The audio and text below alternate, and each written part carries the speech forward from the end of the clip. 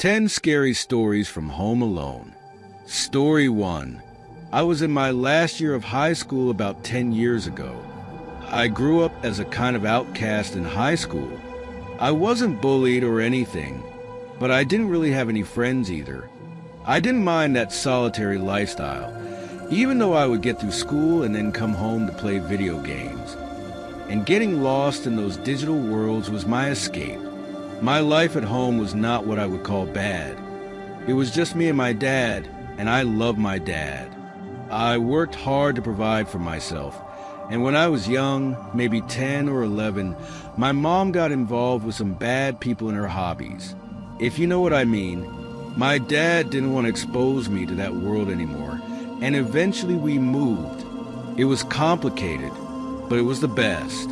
He tried to get her help over the years, but he always rejected her until one day she simply disappeared completely. It was sad, but we both kept going. When I grew up, my dad had to go away on weekends once a month for his job. I didn't mind, although it might seem crazy for some people to leave someone that age home alone for a weekend, but my dad trusted me.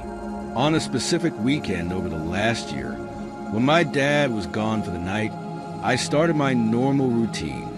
My dad would leave me some money to order pizza and soda.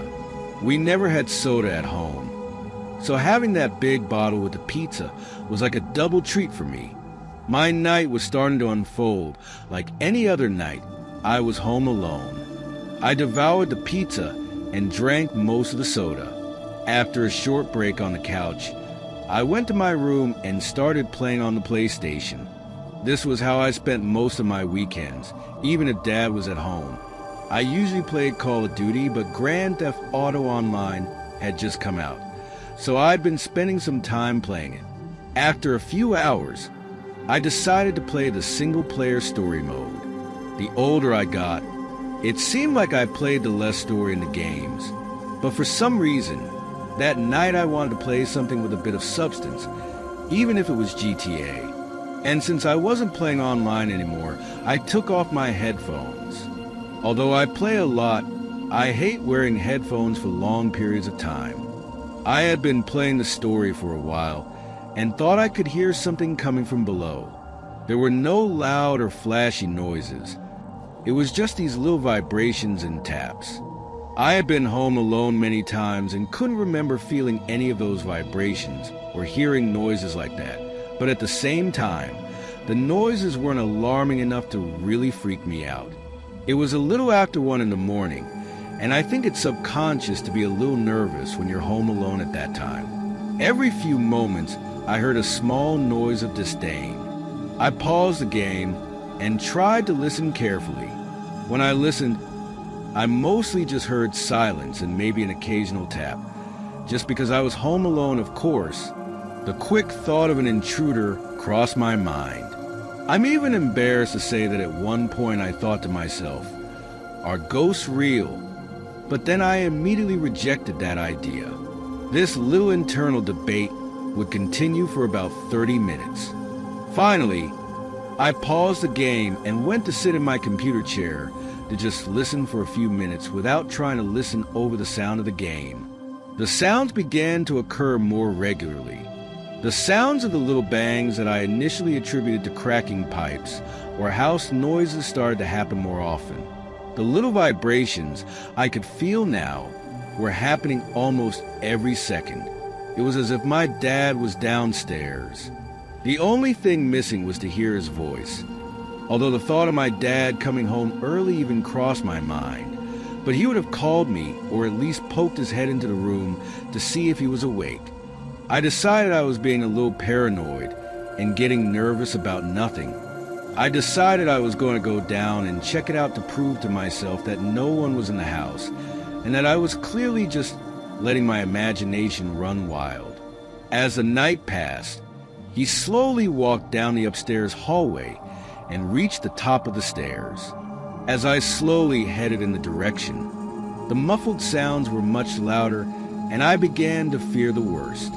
The thought of calling the police crossed my mind immediately, but I was actually too anxious at the time. In my mind, I was thinking, what if no one is here and I just waste the time of the police? And when I got down the stairs, I saw a light illuminating the dark walls coming from the other side of the house. It was the light in the kitchen. It was possible that I had left it on, but I'm quite compulsive, and I was almost 100% sure that I had turned off the light before going upstairs.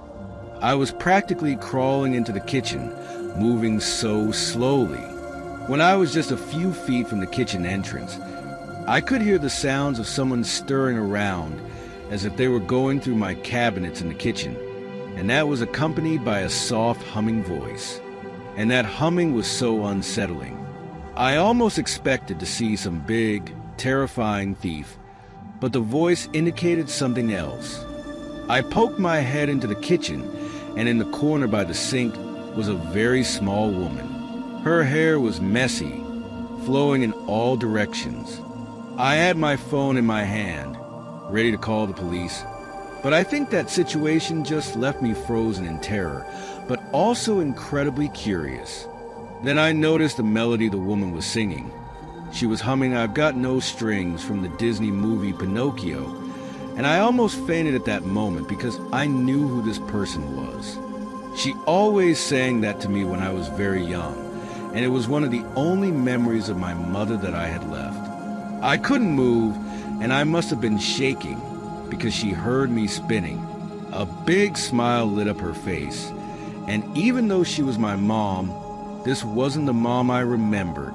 His teeth looked rotten, and his eyes seemed sunken into his face. And a voice that should have been reassuring, but somehow was unsettling.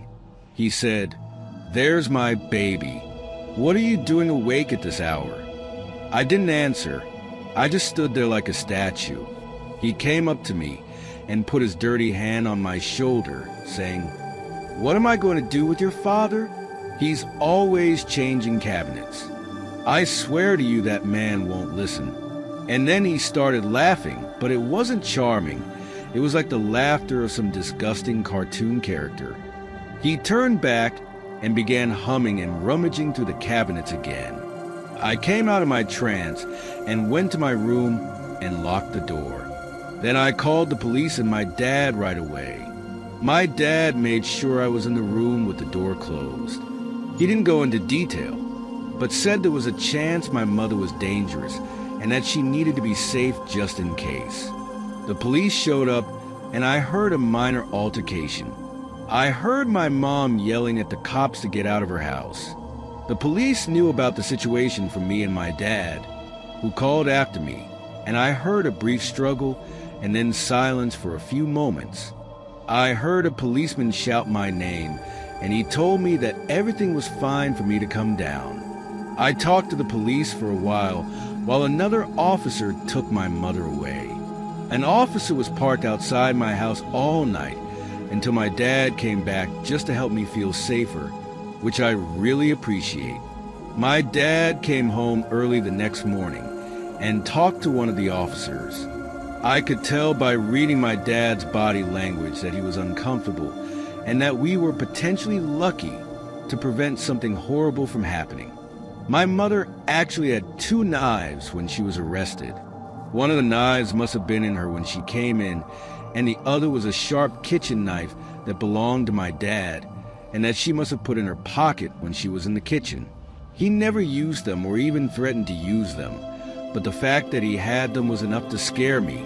But perhaps the scariest part of this horrific nightmare was that my mother had no idea where we lived. Well, I wasn't supposed to know where we moved. We moved far away, and my dad never told my mom where we moved to protect me. She entered the house by breaking one of the windows below and breaking in. I didn't hear it at all, so it must have been when I had my headphones on or something, and I thought of my mom just humming and walking around the house, potentially waiting for my dad while I was upstairs, and I'm still scared to think about it to this day. It's been about 10 years now, and I've only seen my mother twice since that night. He's been in some kind of institution for years. He has no memory of that night now, but if anything, he doesn't have many memories at all. It's sad, but it's true. Every time I hear that stupid Pinocchio song now, I freeze a little and just hope I can forget the fear I felt that night and find a way to remember my mom in a positive way. Story 2. One of the things I hate almost more than anything in the world is being waited for. I don't mean in restaurants or places like that, but in life in general. I've always been pretty independent, and when I met my husband, we didn't connect right away because we were literally fighting over who was going to foot the bill. Fast forward to now, and we have a good balance in things. One of the things I usually do is take care of the house, especially the kitchen. I can't stand a messy kitchen and dishes in the sink, and he's famous for leaving dishes in the sink, so that's why I take care of the kitchen when I can. A few weeks ago, I had to have surgery on my knee. Last summer, I injured my knee playing softball and kept finishing the game, damaging my knee more. I put off surgery as long as I could, but the pain was too much. It wasn't even the surgery that I was worried about. I actually wanted to do it and get it out of my way. I was more anxious to be practically in bed for a while. My husband is amazing and I knew he would take care of me. But I also knew the kitchen was going to be a mess. I'm sure this sounds pretty controlling, but I don't mind. I just love making sure everything is clean. The day came, the surgery passed, and I stayed in bed. I hated it. To me, it felt like I was trapped in a cell. I was told not to move for several days unless I went to the bathroom, and I should still have help. Luckily, we had a bathroom in our room, so I just had to jump around in case I needed to go. The first night, I stayed in bed, and the next day at home, I was already restless. I jumped into the bathroom, and when I was done, I realized that I was actually moving quite well. When my husband left for work, he begged me to stay in bed and that he would take care of the cooking and dinner when he got home. All I could think about was that the kitchen was a mess. It didn't take me long to convince myself that it was okay to go there for a while and just do the dishes. I took my time on the stairs because I must admit that it was not an easy task. When I got downstairs, I smelled something strange. It wasn't trash or old food, which was what I half expected to smell coming from the kitchen. What I smelled was what I thought at first was some kind of cheap cologne. But I know my husband doesn't even use cologne, and then he hit me harder as I took a few more steps. It wasn't cologne, what smelled like it was Axe body spray. I knew it immediately. In middle school, every teen boy would spray himself with it after gym class to disguise the smell of body sweat. And I'll never forget that horrible smell. I took a few more leaps. I know I should have had my walker at the time, and the smell was so strong I felt like I could taste it. I knew my husband wasn't using that, because I would have easily smelled it on him at this point in our relationship. I went to text my husband and said, "Hey, don't be mad, but I actually went downstairs. Why does it smell like Axe body spray here?" After sending it out, I went to the kitchen, and I have to be honest, I was surprised that it wasn't a mess. There was a small plate and fork in the sink, and other than that, I was doing a good job keeping the kitchen in order. I went to wash a couple of things in the sink and noticed that the back door, which is in the kitchen, was slightly open, more ajar than open, but still not closed. Maybe this isn't that big of a deal for some people, but we rarely, if ever, use that door when we go out into the backyard. We usually leave through the side door. We usually keep that door locked and put the recycling bin in front of that door. I crawled a little longer to investigate further and noticed that the container had moved a few inches as well. It was as if the door was open from the outside and the container slid out of the way just enough to let someone through. I already knew the answer, but I texted my husband another anyway and said, "Did you open the back door for some reason?" He did not respond immediately. I sat on the couch trying to put all the pieces together and put a rational spin on everything. The idea that someone had broken into the house did not even remotely cross my mind. because we lived in a very nice neighborhood where there was almost never any crime. My husband called me back a few minutes later and told me that he had called the police just as a precaution to make sure no one had entered, and that he was also on his way home from work. I hung up the phone with him and stood there quietly waiting for the police and my husband to arrive. And then, without realizing it, bang, the closet door in the living room burst open. A tall man dressed in black came out of the closet and out the back door. As soon as he ran by, that smell of axe was incredibly overwhelming. I tried to crawl to the window, but could only catch a brief glimpse of the man as he ran down the side of the house. I noticed a very thick beard, and that was pretty much it. He was out of my sight in seconds. Shortly after the police arrived, and then my husband, I gave them all the information I could, but like I said, I didn't really have much to give to the police. The most disturbing part of all this is that the cops are sure that the person did not enter the house. There was no sign that he had broken in, leading the police to believe that whoever this intruder was, perhaps he had a key to the house. My husband went right out and bought new locks for all the doors and made sure all the windows were closed as well. No other neighbors reported anything suspicious, making it even more likely that this person specifically targeted our home. He also didn't steal anything, which begs the question, what the hell did he want? If I wasn't swimming in Axe body spray and left that door ajar, whatever it was I wanted, I could have made it. Story 3. We have all had traumatic things that have happened to us in life. Some are much more serious than others. When I was in high school, something traumatic and horrible happened to me when I slept over at one of my friend's house. His parents were leaving town on Saturday night to celebrate their anniversary, and he invited me to stay to hang out and not be alone. We invited a few more people, played a few games, but in the end they all left around 11 or so. He and I spent some more time together, but then decided to go to bed around 2 in the morning. We were half asleep watching The Office when we heard a loud bang downstairs. I thought it sounded like the door, but my friend said he thought it was some neighbor and to just ignore it. He was quite tired at the time, and now we were both on the verge of sleep, so we didn't overreact at first. Maybe it was just a neighbor. I mean, it could have been a bird hitting the house or something. And just when we were convinced that it was nothing to worry about, the knocking on the door began, almost in perfect rhythm. The knocks on the door echoed throughout the house. At the time, we had no idea what to do. This was clearly not a neighbor. This was real life, and there was someone knocking on the door at 2 in the morning. Every couple of seconds, the knocks sounded again. Sometimes they were stronger, and sometimes they were soft blows. No matter what kind of blow it was, just the thought that someone was standing there at that hour was enough to scare us to the bone. We both sneaked up to one of the windows so we could catch a glimpse of the person knocking. He was just a normal man.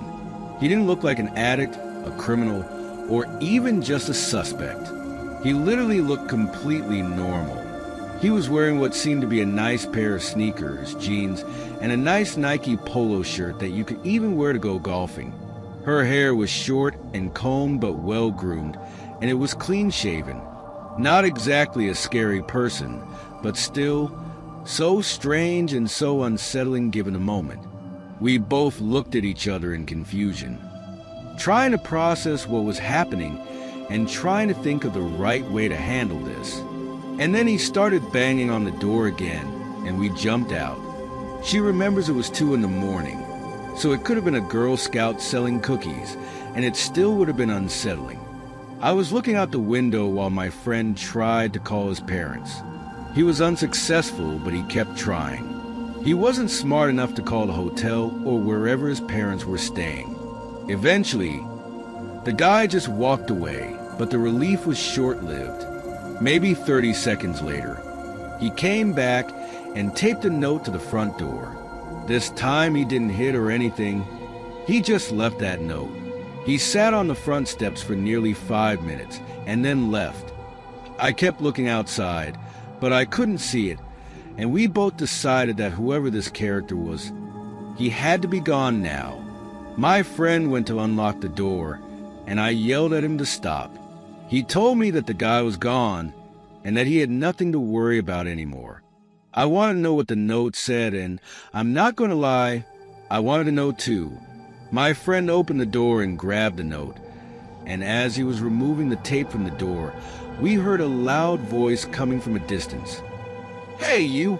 We both froze and looked up. The man knocking on the door came out of the bushes across the street and began charging toward the door. We both screamed as we closed the door. And another big man came out of the bushes and followed the previous man. My friend slammed the door shut and was lucky enough to be able to lock it before they reached the door. Both men began to knock on that door. They were not knocking, they were knocking. I looked out the window and saw the larger man, who wasn't there originally, banging his shoulder against the door. The knocking on the door was relentless, and we began to fear the worst.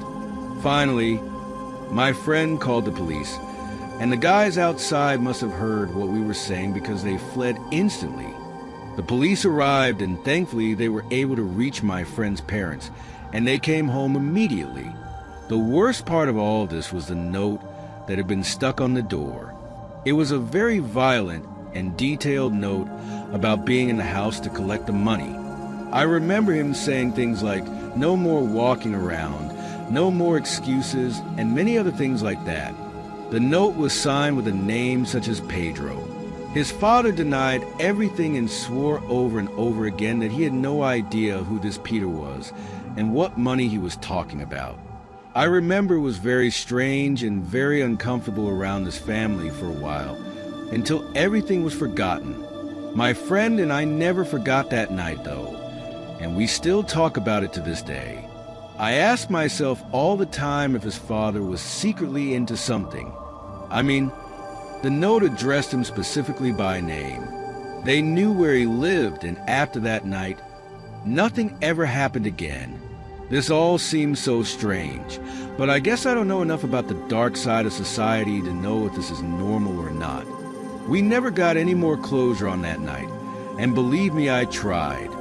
One night we teased his father for an hour trying to get information, and he just rolled his eyes, saying that it must have been some madman pulling a joke, maybe, and whatever it was a horrible night and a horrible memory that I will always remember. And to this day, I still don't like being at home. Story 4. Let me first say that this story is a bit depressing, and I'm sad to write it. But that doesn't change the fact that this was one of the scariest nights of my entire life. My father passed away when I was 4 or 5 years old. My mom met David when I was 10 years old, and he ended up adopting me several years later. Even though David wasn't my biological father, he raised me as if I were his own daughter and loved him as if he were my real father. Erase that. I hate the phrase real father. That man wasn't like a real father. He was my father. He was a great man and treated my mother and me as if we were the most important things in the world. A few months ago, David passed away. He suddenly became ill and died shortly after. It was sad and affected my mom a lot. He was older, but it didn't hurt any less. My mother, who was already in decline in her health, worried that this might be the final blow that would break her. A few nights after the funeral, Mom would call me in the middle of the night. Every time I thought, oh no, and feared the worst. He was bad, but not the kind of bad he thought. I was terrified. 2 nights in a row, he called me and claimed that someone was at his house. I could hear them moving, and I was incredibly scared. My husband and I were feeling horrible. On both days, we went and checked the whole house and found nothing out of place. It didn't look like anyone had broken in. Nothing was stolen, and we checked everything to make sure everything was securely locked. On the 3rd day, Mom begged me to stay the night. If the intruder showed up again, I could witness and stop him or call the police or something. Honestly, I just thought my mom was really tired and she was dreaming and thinking her dreams were real or something. And at some point during the night, I thought I heard someone or something coming from the dining room. It was shocking because it was clearly a voice. For a single second, I thought Mom was right and that someone was breaking into the house. I slowly got up from the couch and began to head towards the noise. I dismissed ghosts because I don't like them, and I started thinking that maybe it was someone homeless or something, and that they were illegally occupying this elderly person's house. All these ideas were going through my head at 1,000 miles an hour as I approached the noise. When he was only one room away, he could clearly hear the voice. It was my mother. I stopped spying at that moment and entered the dining room. My mom was sitting at the head of the table and having a full conversation with no one. It was the strangest thing I had ever seen. His eyes were wide open, but almost glassy. She was awake and asleep, and she never looked in my direction, but she knew she had entered. In a cheerful voice, he said, "Hi, dear, I'm just enjoying some time with David." I looked to the side and saw that the chair next to her was slightly pulled out, as if Mom had pulled it out for someone to sit on. I approached Mom and her eyes were even more disturbing. It was as if I could only see the whites of his eyes, and that, mixed with his smile and conversation, was incredibly creepy. I tried to gently tell my mother that David had passed away, and she just laughed and said, "You're so dumb. David is sitting here." I was speechless. I didn't know what the right way to handle this was. Should I make my grieving mother happy and let her think she's talking to her deceased husband? Or should I try to bring her back to reality and its overwhelming pain? She grabbed my hand and, still without looking at me or changing her facial expression, she said, "You can leave now, honey." I don't know why I was so afraid. It was just David cleaning the house last night. It was just David. It was just David. I remember every word. He kept repeating that last part. Sleep talking turned to babbling, and from time to time she heard David's name come out of her mouth. I didn't realize until that night how hard the loss was hitting my mother and how fragile her mind had become. When I tried to move my mother, she got angry and growled like she was an animal, saying, "Don't touch me. I'm talking to him." I called my husband and he met me there, and we decided to call 911 because we didn't know what else to do. When they tried to take her to the hospital, she became extremely hostile and even violent. Not because we took her out of her house, but because we took her out of David. He kept saying that he wasn't allowed to leave because David wanted him to be there. The mind can really conjure anything when it's hurt, and my mother passed away shortly after that night. May he rest in peace. She never went back to being herself after that night. His half-open eyes and sleepwalking appearance never returned to normal. The doctors told me that he had suffered some kind of nervous breakdown, and due to his age, he could not separate reality from his mind. It really is sad. When my biological father passed away, Mom was devastated, but she buried those emotions to raise me. David saved her in many ways. So when he lost it, it was like he lost almost everything. I'm sorry if the story was depressing, but I'll never forget how my mother acted that night. I'm a skeptical person, but a part of me almost believes David was there with her. It's creepy, but the mind is a crazy tool. Even just the fact that Mom thought the man was sitting with her scares me a little. Take care of yourselves, friends, and tell your loved ones that you love them whenever you can. Story 5. I think the word toxic is really toxic, and we throw it around like it's a frisbee. A topic that is always mentioned in that conversation about toxicity is ex-toxics. Oh, how terrible exes are. Not all exes are bad. although those who are really embody the word toxic. You see, a few years ago I was engaged and it ended very badly. My fiancée got a job about 100 miles from our hometown, so I moved in with her and we started a life here. I had no friends, family, or anyone to turn to when we broke up, and because of the work I started, I decided not to go home for the time being. It is not important how things ended, but they ended very badly. She begged for me to come back, but I couldn't submit to that pain again. Right after the breakup, she kept the house, and I found a small one-bedroom apartment. I was just hoping I could meet some new friends, which I'm really bad. By the way, a few weeks after the breakup, I was sitting in the apartment lamenting, which was my favorite hobby at the time. The apartment was on the first floor of the building, which really was like a semi-basement, if that makes sense. My windows were on level 1. It was just my head that was above ground. The rest of the apartment was under the floor.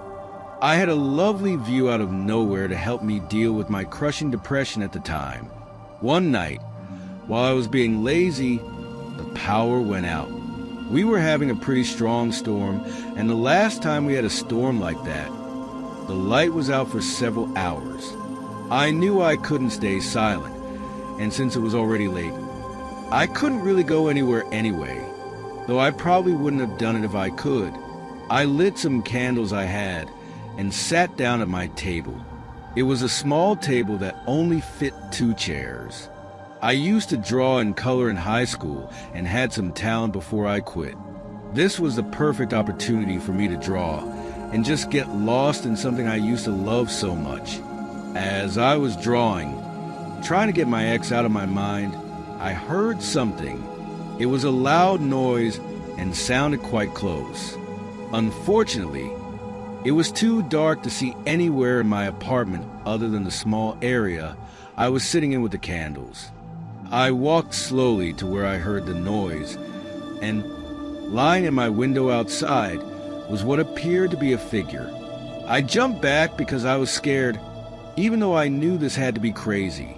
No one would enter this apartment. They would have to get on the floor and practically crawl to the apartment. Not to mention that hardly anyone in the city knows who I am. I went back to the small table and blew out the candles. This way I could use the darkness to my advantage and see better out the window. At this point, I didn't know for sure what I saw, and it may have been nothing. It could have even been a skunk or something trying to get out of the storm. I just didn't know. I went back to the window, and now I could see it clearly. This was no animal, and it was not my imagination. Lying on the ground, trying to open the window, was a person dressed in dark clothes. I was scared. I didn't know what to do. The obvious answer was to call the police or the authorities or whoever, but I don't know why in the heat of the moment that didn't cross my mind. The only person I really knew was my ex-fiancée, and I decided to give in to my fear and loneliness and call her for help. And just as I pressed call, a light could be seen shining through the window, and a short melody of a ringtone could be heard. The call went straight to voicemail after that, I guess. And knowing what was most likely going on, I decided to call right away to see if it was a coincidence. And sure enough, the light and ringtone came on for a second before the intruder turned it off. My ex was trying to break into my apartment. Why at this time and in this climate? His intentions were clearly sinister. I started screaming, and she kept trying to get in through the window, but luckily she remained closed. I called the police, and as soon as she heard me on the phone, I saw her get up and run away. I told the cops everything when they arrived. They didn't actually believe me right away and seemed almost annoyed, as if I was bothering them with this. But when they looked out the window, they could see the spot on the ground where someone was lying, and there were clearly signs of forced entry. They finally agreed to follow the case and see where my ex was. When the cops came to question her, she seemed to deny everything, which didn't surprise me. She said that she had been with her new boyfriend and that I needed to move on. This guy also backed her up and said that she had been in the house all night with him. Either this guy was involved or she was already manipulating him. I caught her being a liar, and I was the one who turned out to be the liar and a crazy ex in the end. When I mentioned that I called her twice and both times the phone came on, she said her phone was broken, so it couldn't have been her. And that was it for me. I couldn't live in this city anymore, and now that I didn't feel safe being here either, I paid an early termination fee for my lease and moved home to stay with my family until I was back on my feet. I never heard from her again, and I'm very grateful for that. My life is so much better without that toxic human ruining my life. Story 6. Being harassed at night is terrifying. I read and heard enough stories over the years that I'm almost desensitized to the notion of being stalked. I say that now, but I'm sure if I was being chased by some crazy person, I'd probably jump out of my skin. I will say, however, that I know firsthand what it's like to potentially be staring death in the face, and that, my friends, is the scariest thing on the planet. It's not always the knife-armed maniac you should be afraid of, believe me. Last year I decided to rent this small cabin that was practically in the middle of nowhere. I don't like people and I hate the city, so I just wanted to escape and live in nature for a while, listening to the trees, the wind, and the wildlife. And this place was adorable, and its location in nature was perfect. I was in the mountains, but still had all the afternoon sun. It was the closest to paradise I've ever been in this area. It's not uncommon to see wild animals approaching your cabin, such as deer or even bears in some cases. A few weeks ago, a couple of bears came and tried to get some food from my cabin, but they were unsuccessful. I wasn't afraid. In fact, I was excited. I recorded some cute videos that I will be able to enjoy for the rest of my life. However, one night in the cabin things got bad. I may have had a little too much to drink, and as a result, I fell asleep in a recliner that was in the main room of the cabin. Just to give you an idea of the size of this place, it was a small kitchen, like you'd find in a typical apartment. Then it was just a main room with a recliner, a small chair and table, and a bed in the back. In the back was a small bathroom with an overhead shower. In other words, 2 people couldn't live in this cabin. And since I had had too much to drink, I forgot to lock the door, which wasn't a big deal because this place was in the middle of nowhere. It was more a matter of comfort that I liked to close the door. No matter where I was, I liked the idea of the door being locked while I slept. Well, my nightmare was about to come true because I woke up to the sound of things breaking and banging, coming from the kitchen, which was where the cabin door was. I thought I was being punished for the only time in my life that I didn't close the door, and how lucky I was that I would have an intruder in the middle of nowhere. I grabbed my pocket knife and crept over to the door. Let me tell you, I wish I was a human intruder in the kitchen going crazy, rummaging through the trash and food I had in the fridge. What I saw was a fully grown mountain lion, its tail whipping back and forth, emitting this horrible guttural roar. I don't know if it was a sound of enjoyment or if this thing was ready to rip my face off. Either way, I didn't want to take that risk. I backed up to the other side of the wall and tried to think about how I was going to escape this situation. In the small bathroom, there was a small window that I was sure I could climb through, but I was too scared to make a noise for fear that this giant cat would hear me. The more the mountain lion growled, the more afraid he was. Finally, I made a run to the bathroom. The cat listened to me. Want to hear something scary? YouTube the sound of a mountain lion growling. Now imagine that just a few feet away from you. It was one of the worst things I've ever heard. As I ran to the bathroom, I slid the door and heard the mountain lion jump into the master bedroom. Of course, the bathroom didn't have an actual door, just one of those sliding doors. I held her as hard as I could, trying to think of a way out of this predicament. As he was holding the door, the mountain lion began to bang his head or something against the door. He was screaming, which was surely making the cat even more tense. And for once, the little bath came in handy. I was able to hold the door with one hand and reach for the other side to open the window. I didn't care about the tank, so I kicked the screen and in one fell swoop out the window. As soon as I let go of the door, the mountain lion was able to open it, and all I remember seeing was his vicious head growling as he tried to jump out of the window, but he couldn't or didn't. I ran to my car, which was fortunately unlocked, and got into the car and locked the doors. I didn't have my keys, so I couldn't drive anywhere, but at least I could lock the doors. In fact, I eventually saw the mountain lion leave the cabin about an hour later and circle around the car for a while. That hideous cat continued to make these low, guttural sounds, and even bared its teeth on occasion. Around dawn, the mountain lion finally retreated somewhere and disappeared for a while. Before I left the car, I ran to the cabin and the place was destroyed. I grabbed my keys and phone and drove into town. I called the property owner, and the guy somehow laughed. I had just had the worst night of my life with an animal that I thought was going to rip my throat out, and this guy was laughing, and he was basically telling me, yes, that can happen around here. And in case you haven't noticed, I left that day, and yes, I had to pay for the damages, because you have to love those contracts. But needless to say, nature is no joke. It was hands down the worst experience of my life, and I wouldn't wish it on anyone except maybe the owner of the property. I'm just kidding. But since then I've found a boyfriend, and I have to be honest, I don't like to be alone anymore. Maybe I'm getting older. Maybe this experience shook me to the core. The only thing I can say with absolute certainty now is that I'm definitely a dog. Story 7.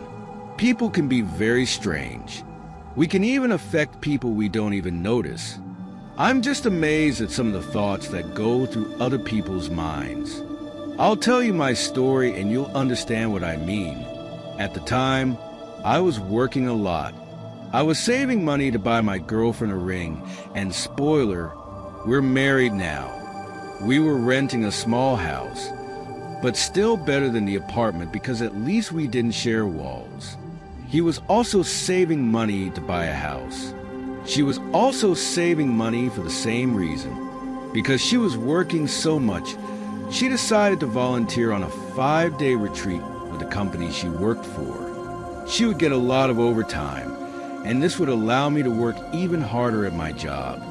I was going to be missed, but it seemed like a great opportunity to make some extra money, especially with the holidays fast approaching. On Wednesday, when I left for work, I noticed a strange smell in my car. It wasn't a bad smell, just very strange. It was like a perfume, but one that a younger girl would wear. A few thoughts crossed my mind, but eventually I chalked it up to some weirdness that I didn't understand, and honestly, I didn't care much. It was just a small detail after all. And that night, I had a horrible night's sleep. I told myself it was probably because I missed my girlfriend. He was used to her being there, and now it was the 3rd night in a row that he slept alone. I swore I could hear noises all night coming from below, but they weren't loud or scary enough to raise any alarms. So again I ignored the strange signals and told myself that they were probably just noises from the house or the wind.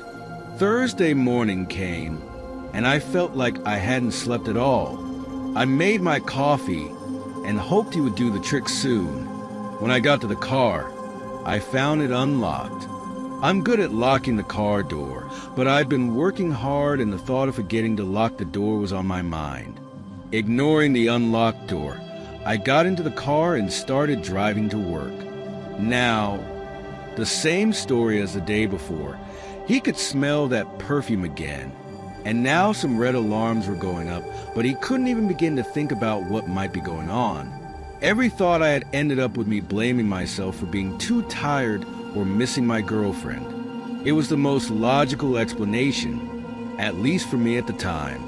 I got off work that afternoon, and once again the smell in my car was clearly perfume. I even had a coworker come and sniff my car just to make sure I wasn't raving. He said he could smell it clearly, too. It was probably just my girlfriend's perfume, and because I missed her, I was starting to subconsciously notice certain smells that I might have missed.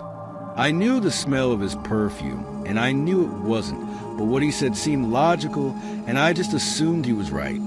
Maybe my senses of smell were changing. And when I got home again, all I could smell was that perfume, and now I was really missed. I kept trying to convince myself that my coworker was right, but it didn't work. I decided to take a shower and go out for a bite to eat and a drink at the bar just to relax. My girlfriend was coming home the next day in the afternoon, and it was also my first day off in 13 days. So I was ready to relax. I came home late that Thursday night, maybe around midnight, and got ready for bed. That smell hit me as soon as I opened the door of the house. I was more upset at this point than anything else. I was never afraid. It was just so strange that it bothered me. I crawled into bed shortly after I got home and started falling asleep. I knew she was going to come home tomorrow, so I hoped all the strange smells would go away. I must have fallen asleep for a while, because I was woken up by someone crawling into the other side of the bed. For a second I thought she was my girlfriend. He was half asleep, and my mind went straight to her as she crawled into bed. He silenced me, and I turned. She started snuggling up to me like I was the big ladle, something I had never done before, but I was so tired and so happy that she was home that I didn't even care. Maybe a minute later, I opened my eyes suddenly. I looked down and a woman's forearm was stretched over my body, supporting me. I smelled the arm and instantly recognized the perfume. This was not my girlfriend. Then I began to come to my senses and remembered that she was not going to return home until the afternoon. Why would he have come home in the middle of the night? I got out of bed scared. I turned on the lights, and there sitting on my bed was some young girl, probably in her 20s. He was smiling and continued to brush his hair away from his face.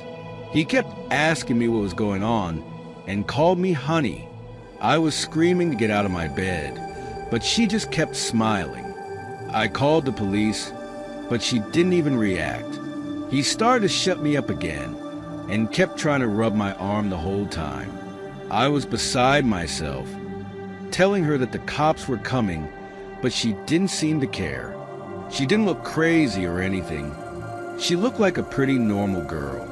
She was also dressed in a very small, low-neck sleepwear, and when she got out of bed to try to comfort me, she put on a low-neck bathrobe. The police arrived, and I immediately went to them begging for my case, and the woman just stood there letting me do this. I wasn't armed. I hadn't tried to hurt myself, and I hadn't been in trouble with the law before or anything. Later I found out that it was just some girl. The cops took her out and she told me in a calm, strange voice that she loved me, saying that she would come back and that this was just a misunderstanding. My heart was pounding 100 a minute, but after doing some research, it turned out that this woman was our neighbor on the street we lived on. She was a quiet girl, so calm that she didn't even know she existed on the same street. And while living in this house, he developed a kind of obsession and infatuation with me. When he noticed that my girlfriend hadn't been around for a few days, he started to force his way in, and the poor girl became convinced that I was in love with her. Through all of this, I was never dangerous, and thankfully that was the case, because who knows what would have happened if I really wanted to hurt myself. But even if the woman had no intention of doing harm, it doesn't make the situation any less creepy.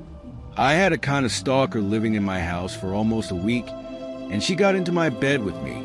He never returned to his house, and we moved in shortly after that.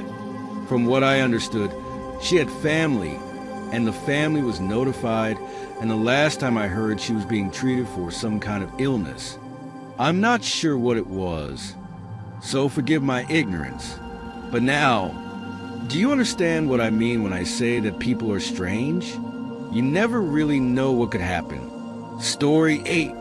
I was working late one night in my office, trying to finish writing a report that was due in a few days. I had some tea to help keep me energized, and I was trying to do it as quickly as possible. Staying up late was a regular thing I had to do for work, and I always found it difficult to stay focused once I started to get tired. Anyway, while I was working in my office, at some point I heard a knock on the front door. I got up and looked down the hallway. I didn't know why someone would be at my door at that time. I walked to the other end of the house and looked through the peephole, but there was no one outside on my porch. I took a step back and thought that maybe it hadn't really been the front door. I was so focused on work, and I was on the opposite side of the house. So when I heard the slight knock, I just assumed it was someone at the door. I didn't know what else it might have been, but I just went back to my office and kept working. Maybe I should have been more worried about what the coup was, but I was so tired and wanted to finish my work that I didn't even have it in mind. After a few minutes, I was still at the computer, typing for the better part of an hour. It seemed that nothing else had happened in terms of the blow, but he was getting more and more tired by the minute. My workflow was slowing down, and my eyes were getting heavy. But just as I was about to call it a day, I reached for my tea, and right at the window across the room was a pair of eyes staring at me. All I could tell at the time was that it was a man, but he quickly walked away from the window after seeing him. My heart was pounding in my chest, and I just stood there with my eyes fixed on the window. It was so unexpected that I was almost in shock. After a moment, I stood up and ran to cover the window. I didn't know who I was or why I was looking down at my house like that, but being almost midnight, everything was even scarier.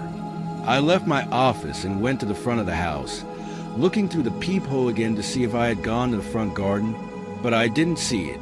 Then I went to a window at the back of the house and looked around, but again there was no one outside.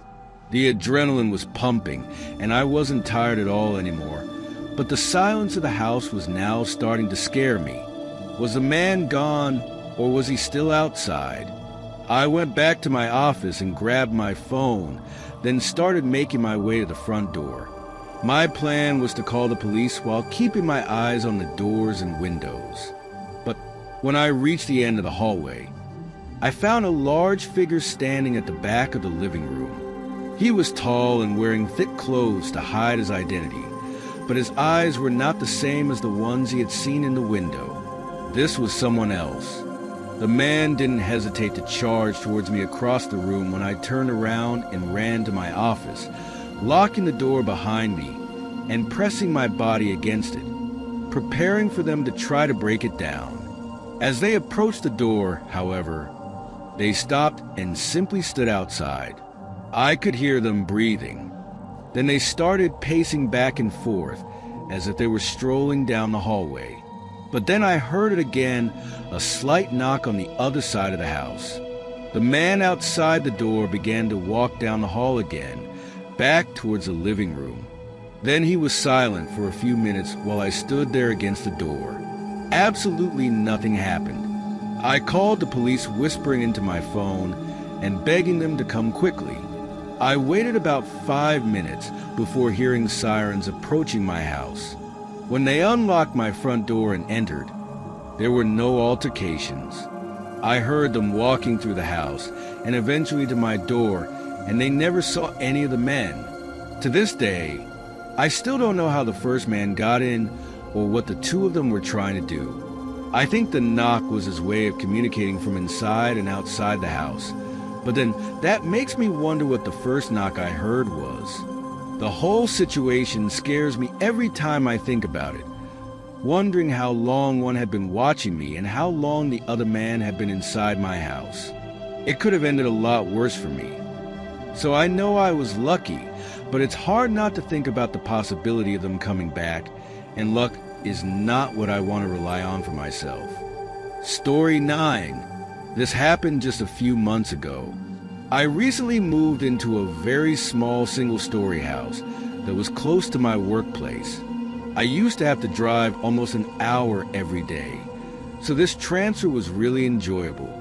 The only thing was that I had never been anywhere in the area outside of where I worked, so it really was like moving to a completely different place. Anyway, that night I left at 6 and drove straight home. I had to work again the next day, so I didn't plan on doing much, probably just relaxing and eating a little before bed. I went into my garage and into the house, heating up some leftover pizza in the oven. But as it warmed up, there was a chime on my doorbell. It actually made me jump because I hadn't heard the doorbell before, but I had no idea who might be here. I walked to the front door and looked. It was a woman. He looked to be in his 50s and had long gray hair. I opened the door and asked her how I could help her. She smiled broadly and said that she had noticed that I had recently moved. We talked for a minute as I wondered where I came from, if I had a wife or children, and all that small talk. Then he said good night and left. I never had a chance to ask her who she even was, but I assumed she was just an old woman living down the block. But something about her made me feel strange. I don't know how to describe it any other way, but I wasn't sure if there really was something strange or if it was just because I was old. I went back to the kitchen and grabbed my pizza, then sat down on the couch and started looking for a good video on YouTube to watch. I found a random commentary video to play as background noise while eating, but it was only about 10 minutes before I noticed a noise from outside. I paused the TV and listened, realizing it was a running car engine, but it was really loud. I got up and looked out the front window. There was a car parked right in front of my house. It was running, but all the headlights were off. I looked down both sides of the street and saw that the entire street was empty with tons of other places to park, but they had chosen right in front of my house. I watched the car for a couple of minutes, but no changes. I went back to the sofa. He spent a whole half hour with the car's engine still audible right outside the house until it suddenly shut down. I paused the TV again and listened, not hearing anything else after a minute. I got up and walked to the window, looking out and seeing the car exactly as before, except it was obviously no longer running. Again, no one else was outside.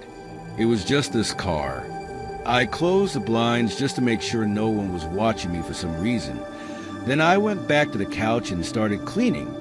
But there was only a moment before a silent bang sounded from the other side of the house.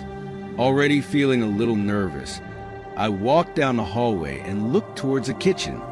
For an instant, I saw the shadow of someone walking away from the back door as if they had noticed me and were trying to hide their footsteps. I ran quickly around the house to the front, and when I looked out the window, I saw a man getting into the parked car, driving away immediately.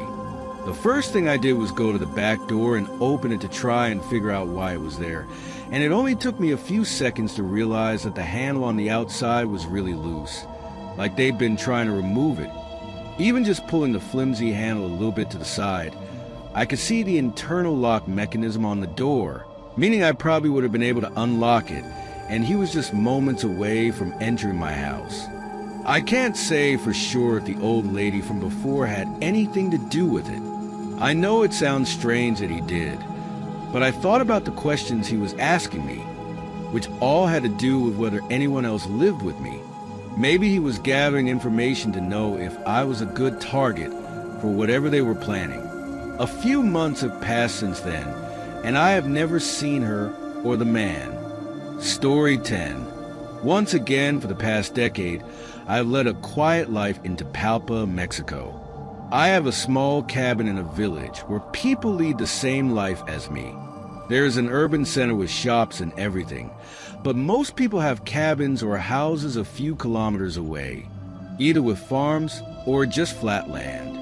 I didn't have a farm or anything like that, but I have a lot of grassy land that adjoins some mountains. This happened almost 10 months ago. It was around 8 p.m. one night, and I was sitting outside by the campfire with my laptop. He did this almost every night, except when it snowed. It was always a calming way to end the night before going to bed. But tonight was different.